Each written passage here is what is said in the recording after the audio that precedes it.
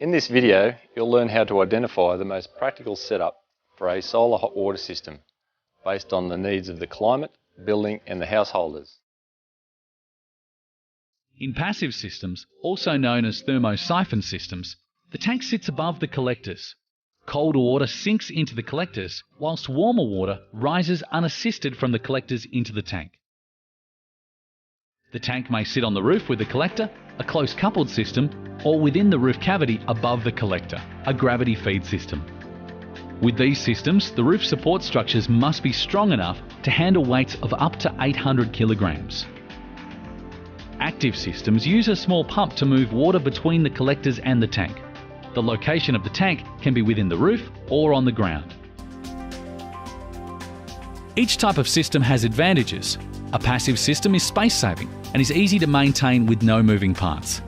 An active system is unobtrusive, lightweight, can use an existing tank, and the tank can be located closer to where hot water is used, reducing heating loss in pipes, but the pump uses some energy. There are two collector types to choose from: flat plate and evacuated tubes.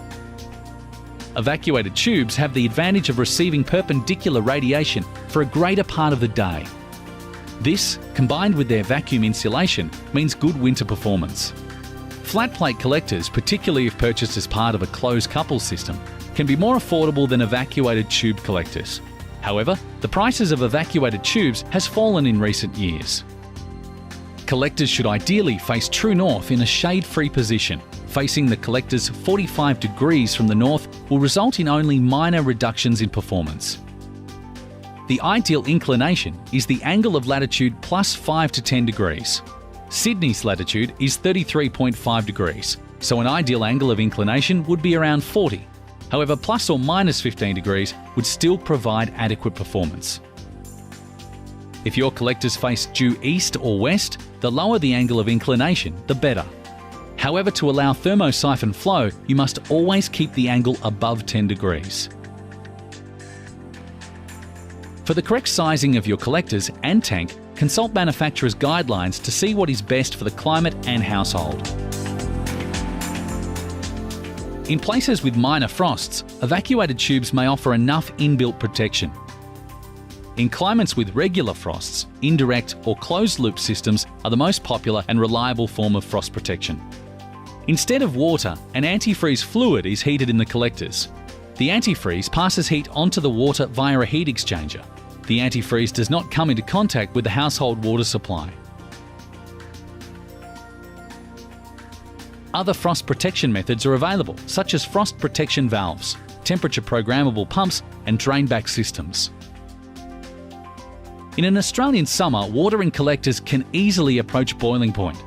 This can cause excessive pressure buildup and can damage the lining of vitreous enamel tanks. The Australian standards state that solar hot water systems must provide over-temperature protection without draining water, so a temperature pressure relief valve is not enough. The most common way to prevent overheating in the tank is by automatically stopping the circulation between collector and tank when the tank water gets too hot. This can be done using a solar control valve or a temperature-controlled pump. See the fact sheet on the Trade Secrets website for more information about how to control for frost and overheating. The solar hot water system will require boosting at some times of the year. Electric boosters use a lot of power, so make sure the booster is controlled by a manual in-house switch.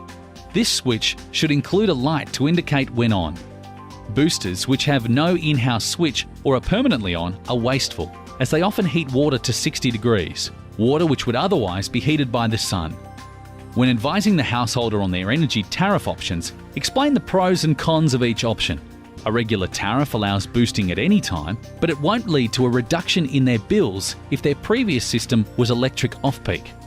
Off-peak will be cheaper, but may not fit the hot water usage patterns of all households.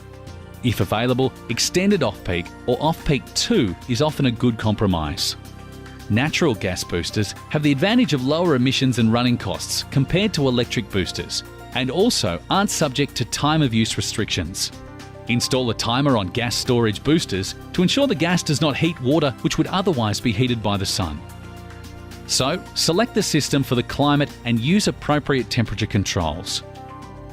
locate the collector and tank to maximise performance, install a manual boost switch, and connect to a tariff which minimise emissions and costs. For more information and to download a fact sheet, go to tradesecrets.org.au.